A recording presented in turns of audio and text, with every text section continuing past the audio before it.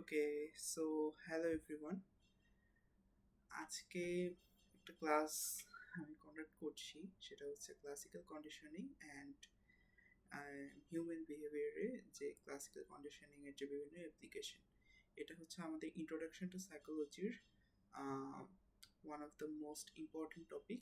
And এই ক্লাসটা নিয়ে আমি একটু বলতে চাই, সেটা হচ্ছে এটা আমার বেটার আন্ডারস্ট্যান্ডিং বা আমার নিজের জন্যই ক্লাসটা।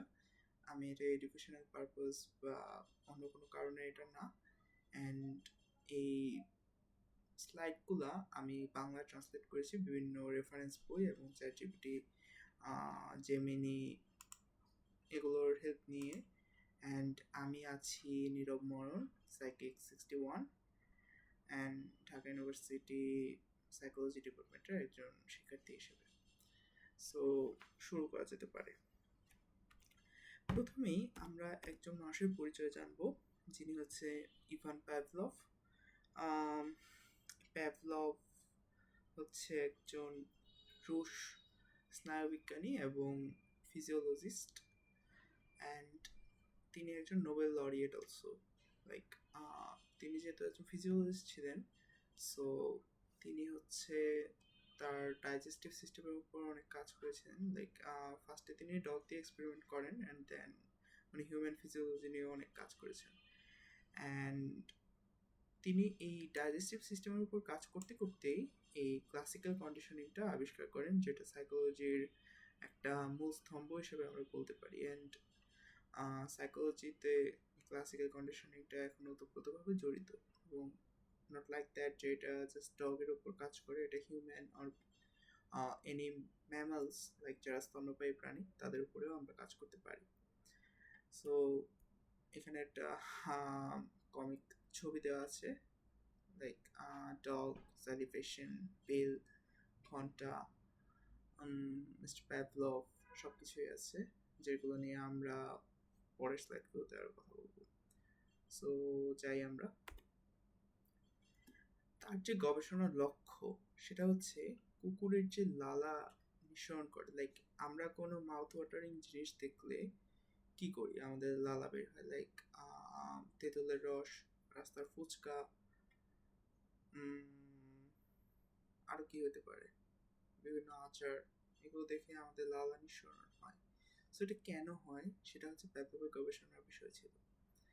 সো যখন আমরা একটা রিসার্চ কন্ডাক্ট করতে চাই, সো তখন আমাদের প্রয়োজন হয় হচ্ছে একটা অনুমান, লাইক যেটাকে আমরা ইংলিশে বলি হাইপোথিসিস। আমি একটু লেখি, লেখা এতটা ভালো হবে না, sorry for this interruption. Hypothesis and we need a question, প্রশ্ন, কোয়েশ্চেন। আমি আর পুরোটা লিখলাম না। সো প্যাভলভ তার পরীক্ষার জন্য কুকুরকে কিভাবে পরিবর্তন করেছিলেন। সো এটা আসলে একটা মানে কি মনে হয় যে কুকুর পরিবর্তন না, মানে কুকুর আসলে একটাই থাকবে। কুকুরের যে বিভিন্ন কন্ডিশন বা শর্ত শর্ত এগুলা উনি চেঞ্জ করছেন। শর্ত কি হতে পারে, উনি বেল বাজাইছিলেন, অ্যান্ড দেন আমরা দেখতে পারবো যে উনি লাইট নিয়েও কাজ করছেন, লাইট দিচ্ছেন, এই সেই করছেন। সো এটা হয়। এবং অনুমান, যেটাকে আমরা বলতেছি হাইপোথিসিস, যেটা আমাদের রিসার্চের একটা বড় মেথোডোলজি, যে তার হাইপোথিসিসটা ছিল, হাইপোথিসিস অনুমান বা আমরা এটাকে অনুকল্প বলি। এই লালা নিঃসরণ বা স্যালিভেশন যেটা, সেটা একটা স্থির স্নায়বিক প্রতিবর্তক ক্রিয়া হতে পারে। স্নায়বিক প্রতিবর্তক ক্রিয়া হচ্ছে নার্ভাস রিফ্লেক্স সিস্টেম। লাইক আমাদের মস্তিষ্কে হাইপোথ্যালামাসে এই কাজটা হয়ে থাকে। লাইক আমরা কিছু একটা দেখলে যে মানে রিফ্লেক্ট করি, লাইক আমাদের হাতে একটা পিঁপড়া কামড় দিলে আমরা আউচ শব্দ করি বা মানে একটা স্নায়বিক প্রতিক্রিয়া প্রদান করি, সেটাই হচ্ছে এই কুকুরের ক্ষেত্রে লালা নিঃসরণ আর আমাদের ক্ষেত্রে লাইক আউট শব্দ করাটা একটা মানে প্রতিবর্তক ক্রিয়া। তো এটাই হচ্ছে উনি হাইপোথিসিস ছিল, অ্যান্ড ওনার হাইপোথিসিসটা এটা ঠিক ছিল। সো এখন আমরা এক্সপেরিমেন্টাল যে সেট আপ আর এখানে পরীক্ষামূলক ব্যবস্থা এইটাকে আমরা একটু দেখব। এখানে হচ্ছে একটা ফিগারের মাধ্যমে দেয়া হয়েছে সব জিনিসটাকে। এখানে হচ্ছে কুকুরকে হচ্ছে বেঁধে রাখা হয়েছে, হ্যাঁ, কারণ বেঁধে না রাখলে সে হচ্ছে মুভমেন্ট করলে তার স্যালিভেশনটা ওই এখানে যে একটা পাইপের মাধ্যমে তার স্যালিভাটা কালেক্ট করা হচ্ছে সেটাতে হ্যাম্পার করতে পারে। সো এই জিনিসটাকে অ্যাভয়েড করার জন্য কুকুরটাকে বেঁধে রাখা হয়েছে, অ্যান্ড তার এই স্যালিভেশনের পরিমাণটা জানার জন্য এখানে একটা জগের মতো আছে। সেই জগটা দিয়ে আমরা দেখছি যে তার কতটুকু, কত ml আর কত লিটার তার স্যালিভেট করতেছে, হ্যাঁ। তো লালা নালীগুলোকে গালের বাইরে স্থাপন করা হয়েছে। অবশ্যই এটা একটা কমন সেন্স, অ্যান্ড এর জন্য লালা সংগ্রহ পরিমাপ করা সম্ভব হয়েছিল, এবং নির্ভুল পরিমাপ। এই নির্ভুল পরিমাণটা একটা রিসার্চের জন্য সবচেয়ে গুরুত্বপূর্ণ। আমাদের যদি এরর থাকবে, বাট এররের পরিমাণটা আমাদের কম করতে হবে। অ্যান্ড কুকুরের জিহ্বা খাবার স্পর্শ করলে স্বয়ংক্রিয়ভাবে লালা ঝরে। এটা আমাদের একটা নর্মাল প্রতিবর্তক ক্রিয়া, রিফ্লেকশন। অ্যান্ড তিনি এই লালা নিঃসরণ প্রতিবর্তক ক্রিয়া এটার নাম দেয়, যেটাকে আমরা ইংলিশে বলতে পারি যে স্যালাইভারি রেসপন্স, or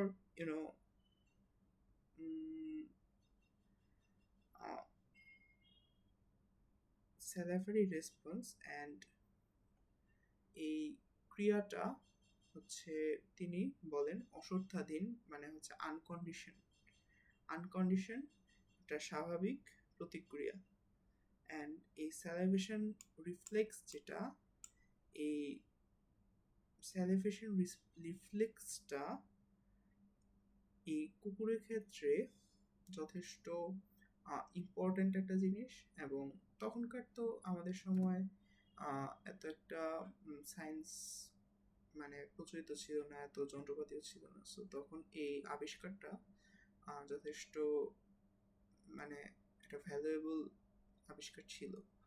সো তখন এটাকে একটা আনকন্ডিশন অ্যান্ড নর্মাল রিফ্লেকশন হিসেবে বিবেচনা করা হয়, হ্যাঁ, ঠিক আছে।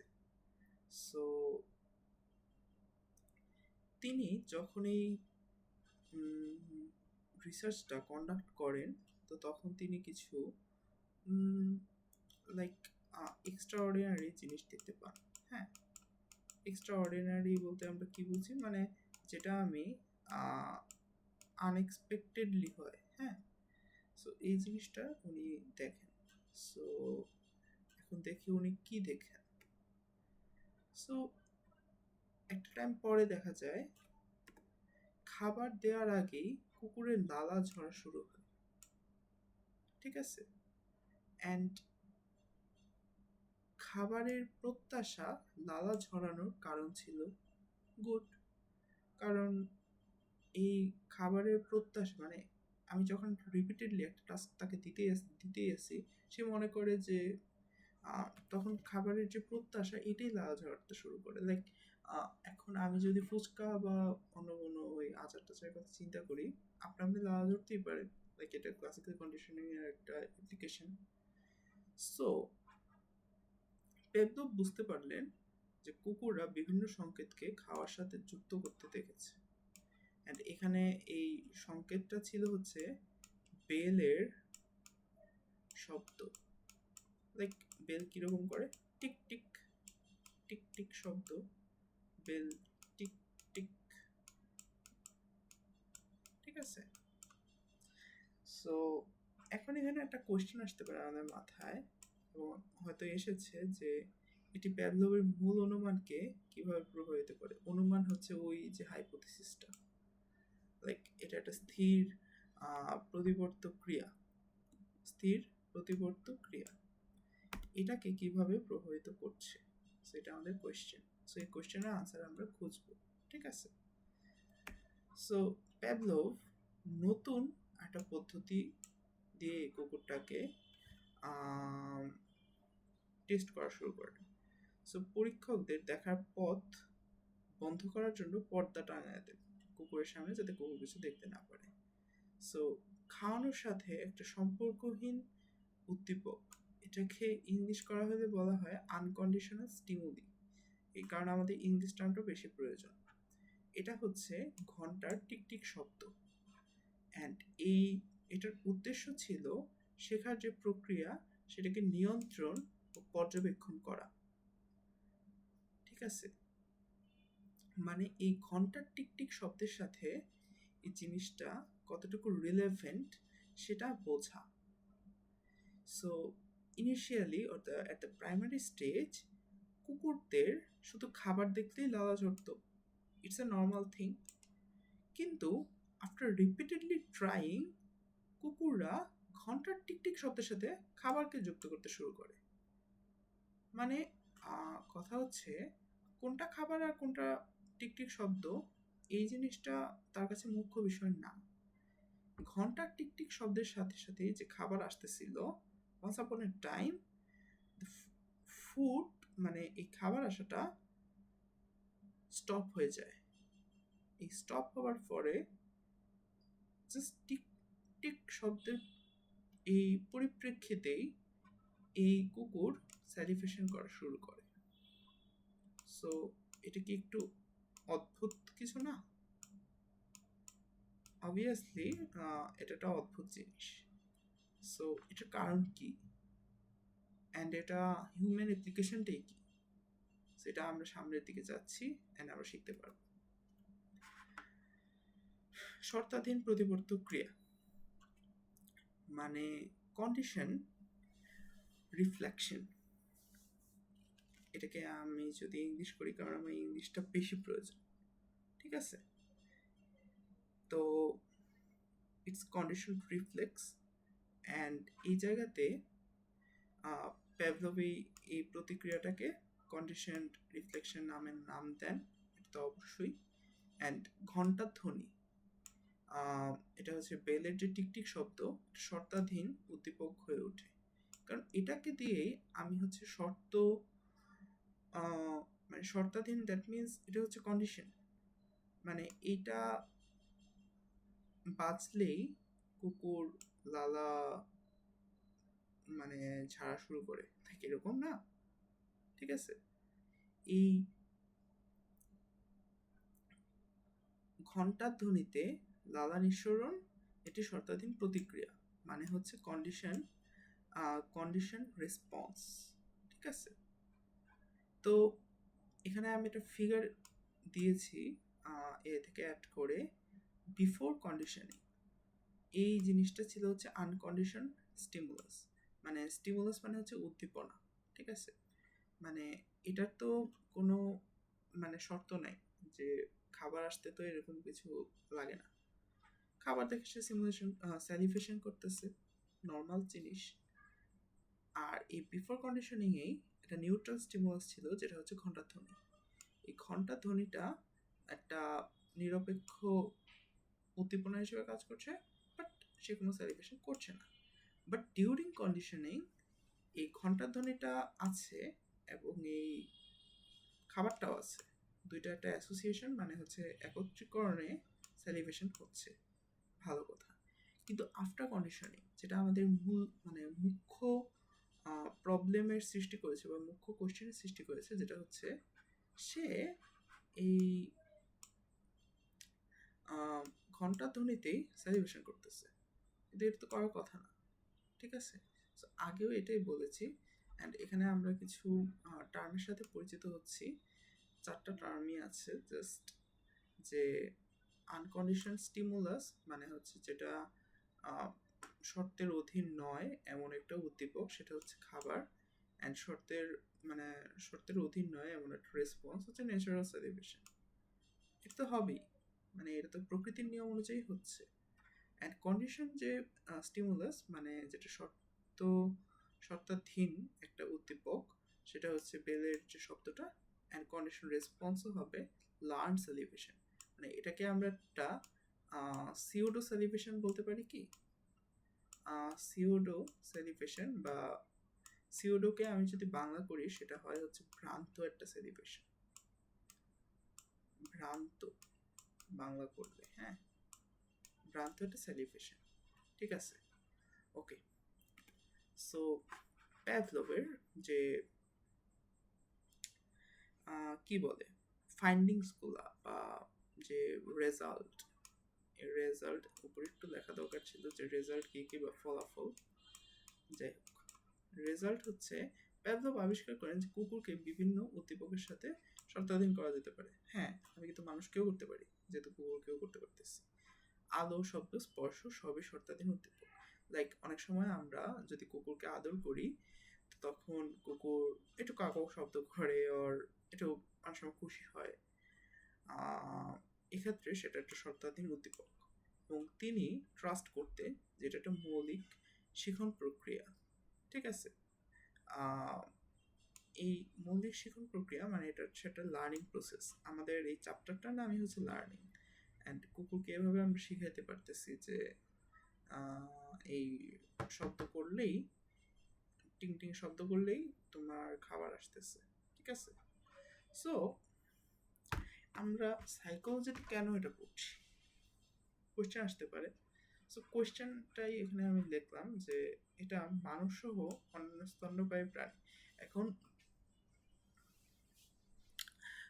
কেঁচো বা প্লাটিহেলমিনথেস অর পরিফেরা নিটারিয়া এসব প্রাণীদের ক্ষেত্রে তো আমরা কাজ করতে পারি না আসলে।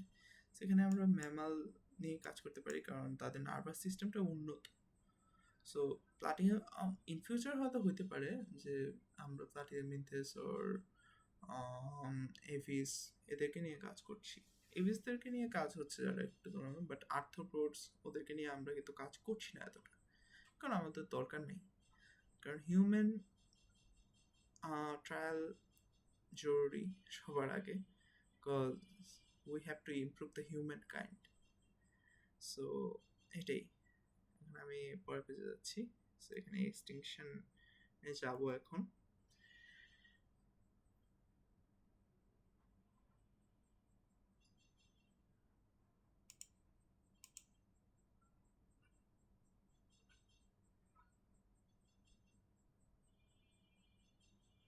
ওকে, সো প্যাভলভ যে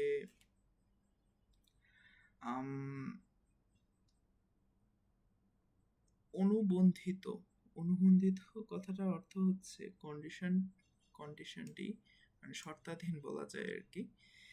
সো আসলে কিছু জিনিসকে বাংলা করলে জিনিসটা একটু অনেক সময় ঝামেলা হয়।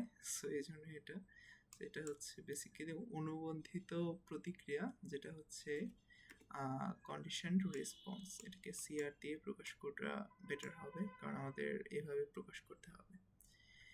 অ্যান্ড এখানে বেসিক্যালি এই লাইনটা হচ্ছে আমাদের important. Presenting bell repeatedly without food led to extinction, মানে একটা টাইমে সেটা হচ্ছে নিচের দিকে নামতে থাকে এই গ্রাফটা। হ্যাঁ, এই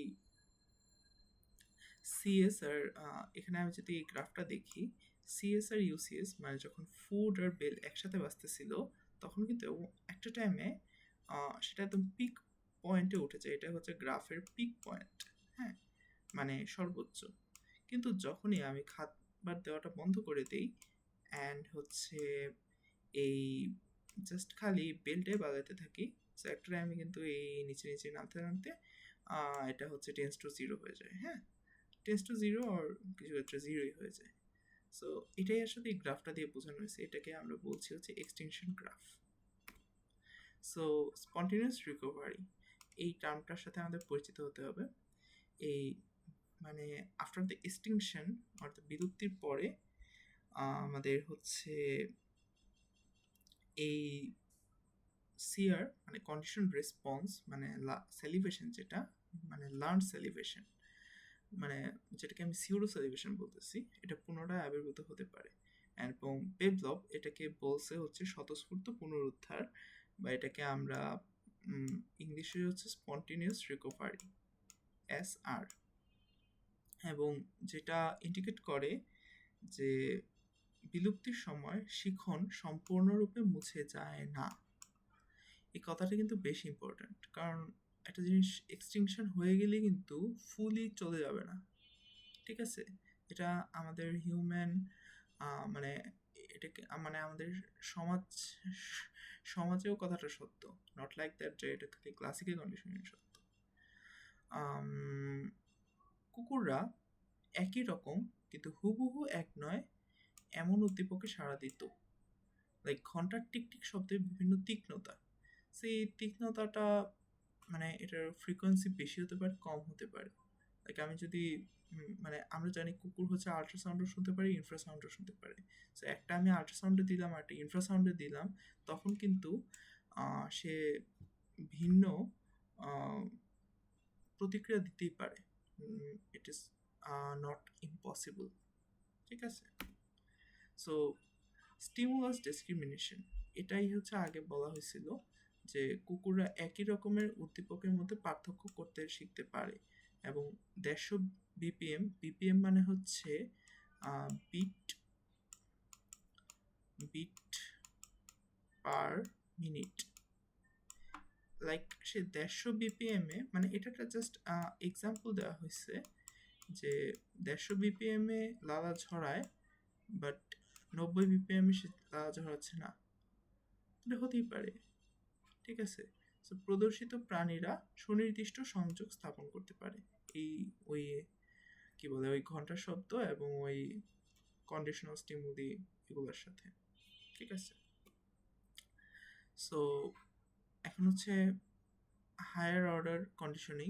আমি যেটাকে বলছি যে প্রথমে বলছিলাম যে ঘন্টার শব্দের সাথে আলো আলো দিয়ে ব্রেথবোর্ড টেস্ট করেন, এবং এই আলো প্রয়োগ করলে লালা নিঃসরণ হয়।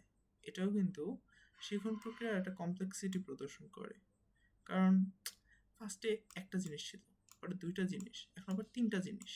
লাইক ফার্স্টে ছিল ফুড, দেন হচ্ছে food plus sound, now food plus sound plus light, তিনটা জিনিসটা কিন্তু কমপ্লেক্স হয়ে যায়, অ্যান্ড সে এক এক সময় এক একটা রেসপন্স করছে।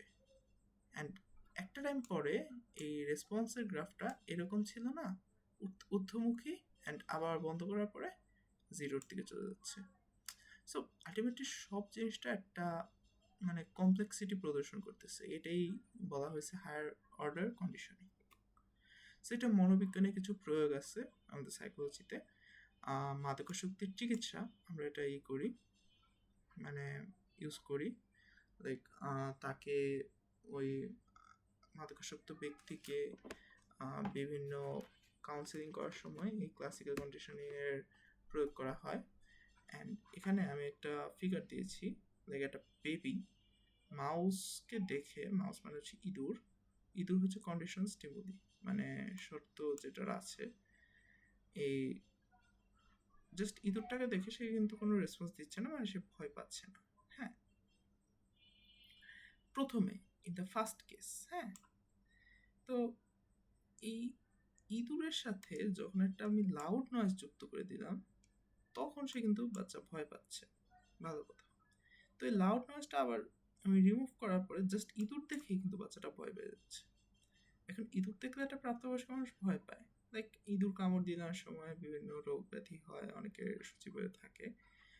সো কিন্তু বাচ্চারা ভয় পায় না, বাচ্চারা অনেক জিনিসে ভয় পায় না। একটা বাচ্চাকে সুইমিং পুলে ফেলা দিলে সে অনেক সময় কিন্তু সাঁতার শিখে যায়, ঠিক আছে?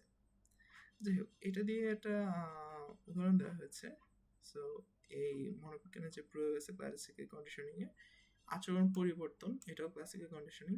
অ্যান্ড ফোবিয়া ও উদ্বেগজনিত ব্যাধি বোঝা, এটাও আসলে মাদকাসক্তির চিকিৎসা এগুলোর মধ্যেই পড়ে, এবং আচরণগত চিকিৎসা সবগুলো আসলে একরকমই, জাস্ট মানুষের যে লার্নিং মেথড, এটা কিভাবে হয়েছে অ্যান্ড কিভাবে এটাকে আমরা কাজ করতে পারি, এটাই বেসিক্যালি আমরা হচ্ছে এই ক্লাসিক্যাল কন্ডিশনিংয়ের মাধ্যমে শিখি।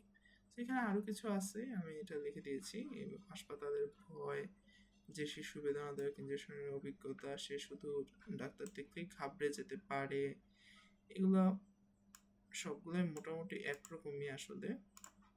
তারপরে হাসপাতালে ভয়ের সাথে যুক্ত হয়ে যায় বিজ্ঞাপন ও পণ্য, আনন্দময় সঙ্গীত, এগুলো ইউজ করে যাতে মানুষ পণ্যের সাথে ইতিবাচক অনুভূতি যুক্ত করতে পারে। লাইক অনেক সময় আমরা বিভিন্ন নায়ক নায়িকাকে বিভিন্ন ফেস ওয়াশ ইউজ করতে দেখি, তখন মনে করি যে এটা হয়তো ভালো। এরকম মোবাইলের নোটিফিকেশন টোন, এটা বিভিন্ন আপডেটের সাথে যুক্ত হয়ে যায়। অ্যান্ড গন্ধ স্মৃতি, একটি নির্দিষ্ট পারফিউম, পোষা প্রাণী আচরণ, এটাই। সো পোষা প্রাণীর মধ্যে ডগও পড়ে। So this was the end of the class, and I hope classical কন্ডিশনটা সবাই বুঝছে। And if I commit any mistakes, please pardon my mistakes. Okay, thank you everyone.